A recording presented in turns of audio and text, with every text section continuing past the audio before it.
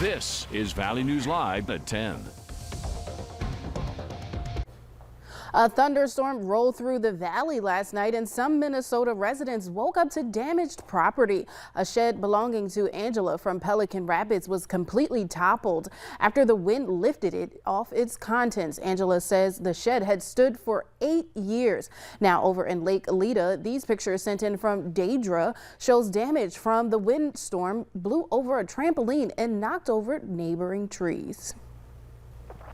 Good evening and thanks for joining us. I'm Nashay Taylor. Rain continues to fall across the region and a first alert weather day is being called for tomorrow. Summer's here now with more on your forecast. Summer? Thanks so much, Nashay, and thank you all for joining us on this Mother's Day. As we just saw, there was some wind damage last night. No reports of damage that I've heard so far from today, but check this out. Hail falling southeast of Jamestown, coating the deck of Richard. Thank you so much for submitting this video to us at valleynewslive.com. Quite a bit of hail falling there, and check out this awesome photo. We'll take this one full screen, the underbelly of an approaching storm near Church's Ferry, North Dakota this evening. Thank you to Rick Craig for sending in that awesome shot. And look at this. This afternoon near McLeod, a funnel was spotted by Kayla Matson, and look at this. Looks like a rope tornado. We can't confirm if it's actually making contact with the ground, so officially we can only call it a funnel cloud, but it's a very thin rope. This was just this evening with those severe thunderstorm warnings in the Stutzman and Barnes County area. We continue to have one severe thunderstorm warning right now in Barnes County. Continuing to see some signatures for hail for this, so we're continuing to watch that and some gusty winds.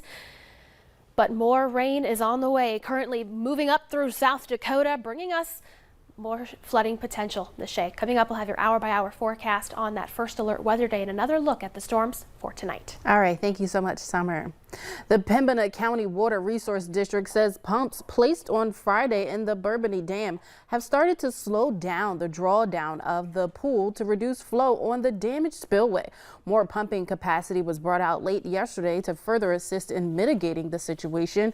Access to the Bourbonnais Dam is still restricted to authorized personnel as it continues to be closed to the public because of its sensitive nature of repair. North Dakota Highway 5 will stay closed because of the level of risk from the damaged spillway. Governor Doug Burgum is scheduled to take a tour surveying flooding in the northeastern part of the state tomorrow. Burgum and other state officials will meet with local city leaders from Grafton and Cavalier about the flood impacts in response. Valley News Live will be there as Burgum tours the impacted areas. Stay tuned tomorrow as we continue our coverage on the flood fight. New tonight at 10. This afternoon, traffic was backed up on I-29 near Thompson for more than a half hour after beet spilled across the northbound lanes of the interstate. The North Dakota Highway Patrol says a beet truck was traveling on the interstate when a tire blew, causing it to run off the road and into the median. Authorities say the driver was not hurt and the beets have since been cleaned up. Outside City Hall in Fargo, more than 50 people stood in solidarity to protest the potential ruling by the Supreme Court that would overturn Roe v. Wade. Valley News Team's Aaron Walling spoke with those in attendance on why they are fighting for reproductive rights. Roe v. Wade, a Supreme Court case that has stood since the early 70s, could be on the verge of being overturned. I'm glad that the news got out before things were passed for real, so that people can organize and hopefully spread awareness that this is not fair. Old, young, and in between gathered outside Fargo City Hall, raising awareness and spreading their message. I think what's really important is to show that this isn't just a party system law that's going to be put into place. Some were holding signs protesting that women should have the right to make their own decisions about their body. We need people to just unionize together, and that this affects half of the population and not just one side of the spectrum on certain things. Like, this is a gender law that is going to affect people. There weren't just women rallying for their rights. Men were also in attendance, standing in solidarity. They are our wives, they are our sisters, they are our mothers, they are our friends' wives. If you do not support their rights, there is something fundamental wrong with us. And I think that men need to step up to the plate and kind of put our arm around women and let them know that we understand and support them. In Fargo, Aaron Walling, Valley News Live. At this time, abortion remains legal in North Dakota under federal law.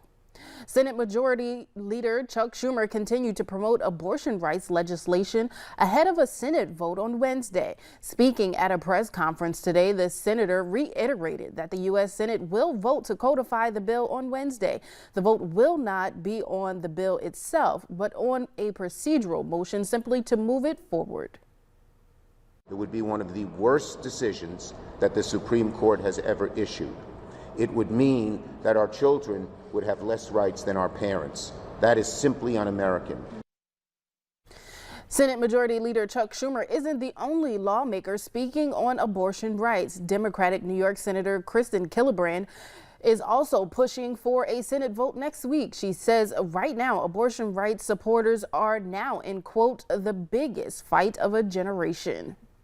Right now, we will lose the basic right to make decisions, to have bodily autonomy, and to decide what our futures look like. This is a fundamental moment for advocacy. We are not giving up. We will never give in, and we will keep fighting. And if the American people are paying attention, this issue will also be on the ballot in November. Currently, 13 states have so-called trigger laws, which are bans on abortion that would go into effect if Roe v. Wade was overturned. North Dakota is included among those 13. Meanwhile, as of today, at least 27 people have been confirmed dead and more than 81 others injured after a powerful explosion ripped through Hotel Saratoga in Havana, Cuba, Friday morning. Government officials say the explosion happened during the unloading of a tanker truck carrying about 10,000 liters of liquefied gas. The victims in the blast included 4 children and a pregnant woman. Rescue efforts continued today as firefighters and emergency workers searched through the rubble for survivors. 60 people are feared dead after a Russian airstrike hit a Ukrainian school today. Ukrainian officials say that up to 90 people were sheltering in the basement of the school at the time. A Russian airstrike caused a fire that engulfed the building. 2 people were confirmed dead and 30 people were evacuated, 7 of whom were injured. Officials say 60 people who remained under the rubble have most likely died. The United States is imposing a new round of sanctions against Russia. Today, the White House announced that the U.S. is cutting off Kremlin-controlled media outlets from American advertisers. It will also prohibit Russia from using U.S.-provided management and accounting consulting services. The announcement also included new export controls against the Russian industrial sector and roughly 2,600 visa restrictions on Russian and Belarusian officials. Later on Valley News Live at 10, a local flower shop is staying busy this Mother's Day. And the severe thunderstorm warning will be allowed to expire at 10:15, according to the National Weather Service, as it's starting to fall apart. But we're not done yet. More showers and storms on the way by early tomorrow morning. First Alert Weather Day for your Monday. We'll have hour-by-hour details on what to expect after the break.